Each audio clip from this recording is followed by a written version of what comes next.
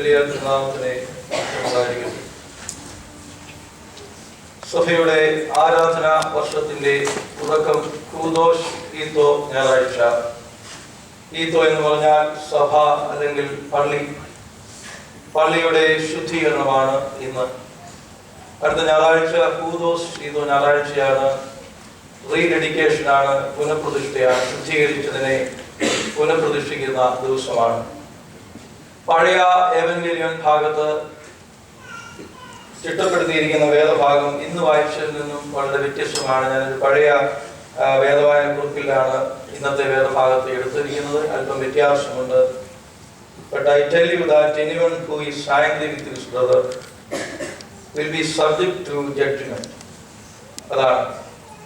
If you are offering your gift at the altar and there remember that your brother has something against you, leave your gift there in front of the altar. First go and be reconciled to your brother, then come and offer your gift. അതാണ് ഏറ്റവും അനുയോജ്യമായ വേദഭാഗമെന്ന് ഞാൻ വിശ്വസിക്കുകയാണ് പിതാക്കന്മാരുടെ. ഈ ആരാധനാ വർഷത്തിന്റെ തുടക്കത്തിൽ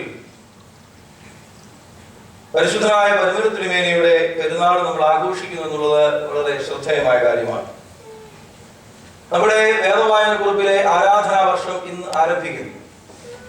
അപ്പോൾ കർത്താവായ യേശു ക്രിസ്തു നമ്മോട് പറയുന്ന ഏറ്റവും പ്രധാനപ്പെട്ട കാര്യം, സഹോദരനോട് എന്തെങ്കിലും വിരോധം നിനക്കുണ്ടെങ്കിൽ, നിന്റെ സഹോദരന് നിന്നോട് എന്തെങ്കിലും വിരോധമുണ്ടെന്ന് നിനക്ക് തോന്നിയാൽ, നീ കുർബാന അർപ്പിക്കാൻ വരുമ്പോൾ നിന്റെ യാഗം കാഴ്ചകൾ അവിടെ വെച്ചിട്ട് പോയി സഹോദരനോട് നിരപ്പായി കൊള്ളുക.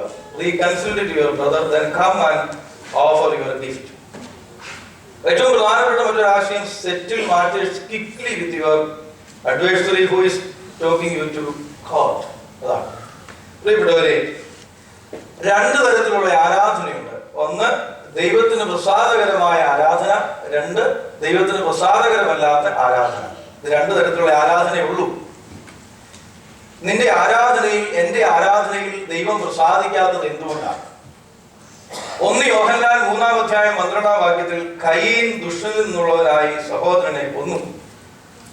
ക്രിസ്തുവിന്റെ ആത്മാവിൽ അപ്പോസ്തലൻ പറയുന്നു, കയീന്റെ ഹൃദയം കൊന്നു എന്നുള്ളതല്ല, കയീന്റെ ഹൃദയം ദുഷ്ടത നിറഞ്ഞതായിരുന്നു എന്നുള്ളതാണ് പ്രധാനം. യേശു ക്രിസ്തു പറഞ്ഞത്, നീ ഒരാളെ കൊല്ലുന്നു എന്നതിനേക്കാൾ പ്രധാനം നിന്റെ സഹോദരനെ നിസ്സാര എന്ന് വിളിക്കരുത്, മൂഢ എന്ന് വിളിക്കരുത്. ഹൃദയത്തിലാണ് എല്ലാ തിന്മകളുടെയും ആരംഭം എന്നാണ് യേശു ക്രിസ്തു അടിവരയിട്ട് പറയുന്നത്.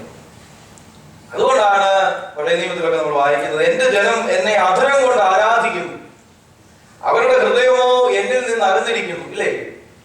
ദൈവം ഞായറാഴ്ച മാത്രം അണിയാനുള്ള ഒരു ആഭരണമായി മാറിയോ എന്ന് സംശയമാണ്, ആരാധനയും ദൈവവും മറ്റും.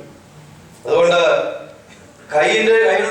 നിന്റെ സഹോദരൻ എവിടെ എന്നൊരു ചോദ്യം, അത് പ്രധാനപ്പെട്ട ഒരു ചോദ്യമാണ്. എന്നോടും നിങ്ങളോടും ചോദിക്കുന്ന ഒരു ചോദ്യമാണ്. നീ കുർബാനയ്ക്ക് വന്നിരിക്കുമ്പോൾ നിന്റെ കസിൻ ബ്രദർ ആയിരിക്കാം, നിന്റെ അയൽക്കാരനായിരിക്കാം, നിന്റെ ചാർച്ചക്കാരായിരിക്കാം, ആരെങ്കിലും ഒക്കെ ആയിരിക്കാം. നിന്റെ സഹോദരൻ എവിടെ?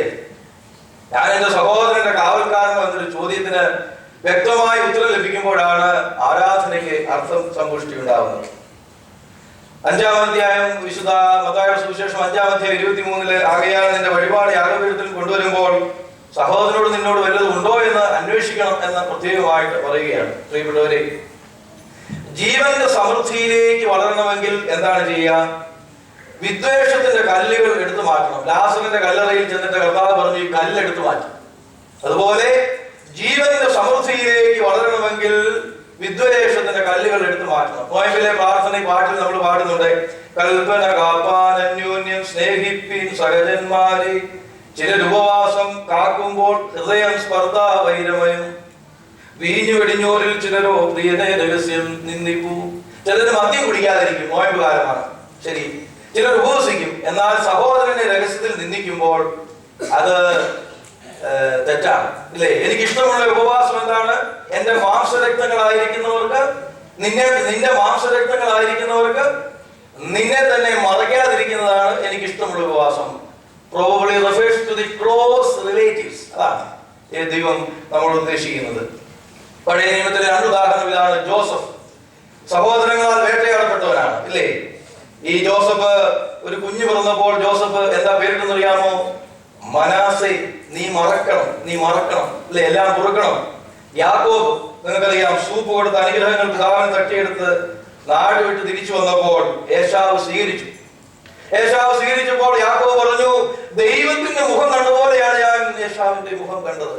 അങ്ങനെയാണ് മറക്കുക പൊറുക്കുക എന്നുള്ളതാണ്. പ്രിയപ്പെട്ടവരെ, കൽദായ സഭയുടെ ഒരു ബിഷപ്പ് ഡോക്ടർ പൗലോസ് തിരുമേനി പറഞ്ഞ, അദ്ദേഹം കാലം ചെയ്തു 5-10 വർഷങ്ങൾക്ക് മുമ്പാണ് തോന്നുന്നു. അദ്ദേഹം പറഞ്ഞത്, കുർബാനയ്ക്കുള്ള അപ്പം പങ്കുവെക്കൽ പ്രധാനമാണ്, എന്നാൽ കുർബാനയ്ക്ക് ശേഷമുള്ള അപ്പം പങ്കുവെക്കലാണ് അതിലും പ്രധാനം. നമ്മൾ നമ്മുടെ അപ്പം മറ്റുള്ളവരുമായി പങ്കുവെക്കുന്നില്ലെങ്കിൽ ദൈവവുമായി യേശുവുമായി ഉടമ്പടിയിൽ ഏർപ്പെടുന്നില്ല. എന്താണ് ഗിരിപ്രഭാഷണത്തെ ഇത്രയേറെ ശ്രദ്ധേയമാക്കിയ കാര്യം? അതായത് ഇത്രയേ ഉള്ളൂ, നമ്മുടെ വഴിയിൽ മുള്ളു വിതയ്ക്കുന്നവന് അവന്റെ വഴിയിൽ പുഷ്പം വിതറുവാൻ യേശു ക്രിസ്തു നമ്മോട് പറഞ്ഞു. അതുകൊണ്ടാണ് പ്രസിദ്ധനായ ശില്പി കാനായി കുഞ്ഞിരാമന്റെ ഷോക്കേസിൽ ഒരു യേശു ക്രിസ്തു, ഒരു ഹിന്ദുവിന്റെ വീട്ടിലെ ഷോക്കേസിൽ ഒരു യേശു ക്രിസ്തുവിന്റെ ക്രൂശ് രൂപമുണ്ട്. പത്രപ്രവർത്തകർ ചോദിച്ചു, എന്തുകൊണ്ടാണ് താങ്കൾ യേശുവിന്റെ ക്രൂശ് രൂപം വെച്ചിരിക്കുന്നത്? അദ്ദേഹം പറഞ്ഞു, അനേകം പേർ പീഡനമേറ്റ് മരിച്ചിട്ടുണ്ട്, എന്നാൽ പീഡിപ്പിച്ചവർക്ക് വേണ്ടി പ്രാർത്ഥിക്കുക അത് യേശു ക്രിസ്തു മാത്രമാണ് പ്രിയപ്പെട്ടവരെ പറഞ്ഞത്. അപ്പോൾ വളരെ കരണീയമായിട്ടുള്ള ഒരു കാര്യം, ദേവാലയങ്ങൾ എന്തുകൊണ്ട് മരുഭൂമികളാണ് ഇല്ലേ? പൗലോ കൊയ്ലോയുടെ ആൽക്കമിസ്റ്റ് എന്നൊരു പുസ്തകത്തിലെ നോവലിൽ ആ സാന്തിയാഗോവിന്റെ ഇടയബാലൻ ചോദിക്കുന്നുണ്ട്, ദേവാലയങ്ങൾ എന്തുകൊണ്ട് മരുഭൂമികളാകുന്നു? യൂറോപ്പിലെ ദേവാലയങ്ങൾ വിറ്റുപോകുന്നു, ആ ദേവാലയങ്ങളൊക്കെയും സിനിമാ ശാലകളാക്കുന്നു. എന്താണ് സംഭവിക്കുക? അതിനൊരു കാര്യമുണ്ട്.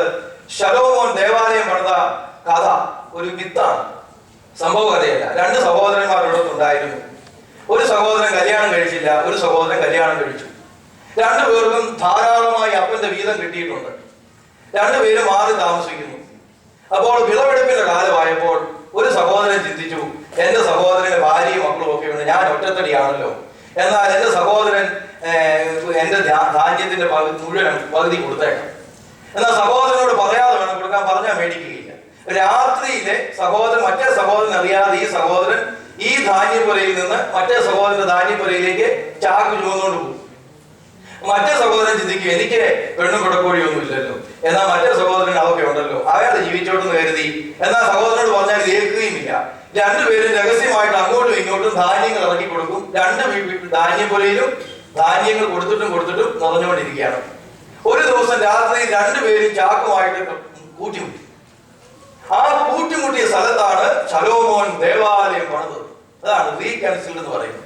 അനുരഞ്ജനത്തിന്റെ ശുശ്രൂഷ എവിടെയുണ്ടോ അവിടെയാണ് ദേവാലയം പണിയേണ്ടത്. അതുകൊണ്ടാണ് ദേവാലയങ്ങൾ മരുഭൂമികളായി മാറുന്നത്.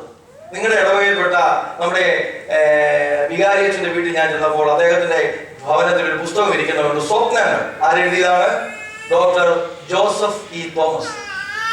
പരിമളത്തിനുവേണ്ടി പെരുന്നാളിനോടനുബന്ധിച്ച് പറയുമ്പോൾ അദ്ദേഹം പറഞ്ഞ ആ പുസ്തകത്തിൽ, അദ്ദേഹം ഇവിടെ ഉണ്ടോ എന്ന് എനിക്ക് അറിഞ്ഞുകൂടാ, സൈക്കോളജിസ്റ്റ് ആണെന്ന് തോന്നുന്നു, അച്ഛന്റെ ഭവനത്തിൽ വെച്ച് ഞാൻ വായിച്ചതാണ്. അദ്ദേഹം എഴുതിയിരിക്കുന്നത് ഡോക്ടർ എസ് രാധാകൃഷ്ണൻ പറഞ്ഞൊരു കാര്യമാണ്, culture means consideration for others. അതാണ്, നീ കുർബാന വളരെ ഭക്തിയായിട്ട് അനുഭവിക്കുന്നു, ശക്തമായി നീട്ടി ചൊല്ലുന്നു, അല്ലെങ്കിൽ നല്ല രീതിയിൽ പാടുന്നു, പക്ഷെ നിന്റെ അകത്ത് മുഴുവൻ ഇല്ലേ, കയ്യസൂലി കൊടുക്കുമ്പോഴത്തേനും നമ്മുടെ നാട്ടിലുള്ള പള്ളികളിലൊക്കെയും കണക്കുള്ളവർ അടുത്ത് വന്ന് നിൽക്കത്തില്ല, പുറകിലൊന്നേ നിൽക്കുകയുള്ളൂ. എന്ന് പറഞ്ഞാൽ ഇങ്ങനെ കൊടുക്കുമ്പോഴത്തേനും നേരെ കൊടുക്കണമല്ലോ. അങ്ങനത്തെ കുർബാനകൾ ദൈവം സ്വീകരിക്കില്ല. അപ്പോൾ അച്ഛന്റെ ഭവനത്തിൽ വെച്ച് ഞാൻ വായിച്ച പുസ്തകത്തിലെ അദ്ദേഹം എഴുതിയിരിക്കുന്നത്, മലയാളക്കരയിൽ മാത്രമല്ല ലോകത്ത് എവിടെയായാലും മനുഷ്യർക്ക് ഏറെക്കുറെ ഒരേ ജീവിത ലക്ഷ്യങ്ങളാണുള്ളത്. പഠിച്ചു മിടുക്കനാകുക, മക്കളെ നല്ലതായിട്ട് കെട്ടിക്കുക, നല്ലൊരു വീട് മേടിക്കുക, നാട്ടിലൊരു വീട് ഉണ്ടാക്കുക ഒക്കെയാണ്. പക്ഷെ അദ്ദേഹം പറഞ്ഞിരിക്കുന്നത്, ലോകത്തുള്ള സകലരും തന്റെ വീട്ടുകാർ എന്ന സുബോധം ലഭിച്ചവരാണ് ഈ വിശിഷ്ട മനുഷ്യർ. അങ്ങനെയുള്ള വിശിഷ്ട മനുഷ്യരിൽ ഒരാളാണ് പരിശുദ്ധനായ പരിമല തിരുമേനി. മക്കളുമായി പങ്കുവെക്കുന്നത് പോലെ സ്വന്തം സമയവും സൗകര്യവും അവർ അന്യജനങ്ങളുമായും സഹോദരങ്ങളുമായും പങ്കുവെക്കും. അവരുടെ സ്മാരകങ്ങൾ മരവിച്ച മാർബിൾ കൂമ്പാരങ്ങളല്ല, പിന്നെ എന്താണ്? സജീവമായ പ്രകൃതി, സന്തോഷം തുടങ്ങുന്ന മനുഷ്യർ. അല്ലേ, ഈ പെരുന്നാളിന് എത്ര മനുഷ്യരാണ് ഇടുക്കിയിൽ നിന്നും മാവേലിക്കരയിൽ നിന്നും കണ്ണൂരിൽ നിന്നും ഒക്കെ നടന്നു വരുന്നത് പരിമലയ്ക്ക്? അപ്പോൾ സന്തോഷം തുടങ്ങുന്ന മനുഷ്യർ, അവർക്ക് വേണ്ടി പണിതുയർത്തിയ സ്ഥാപനങ്ങൾ ഈ സ്വാത്വികരിൽ അലിഞ്ഞു ചേർന്ന ഈശ്വരാംശത്തിന്റെ നിത്യവിളക്കായി ശോഭിക്കുന്നു. അതാണ് ഭാരതം, നമ്മുടെ ഇന്ത്യ, നമ്മുടെ പിതാക്കന്മാർ, നമ്മുടെ കേരളം ലോകത്തിന് കൊടുത്ത ഏറ്റവും വലിയ സംഭാവന എന്താണെന്ന് അറിയാമോ?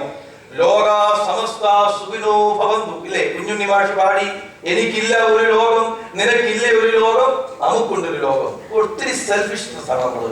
അത് പ്രത്യേകമായിട്ട് ഓർക്കണം.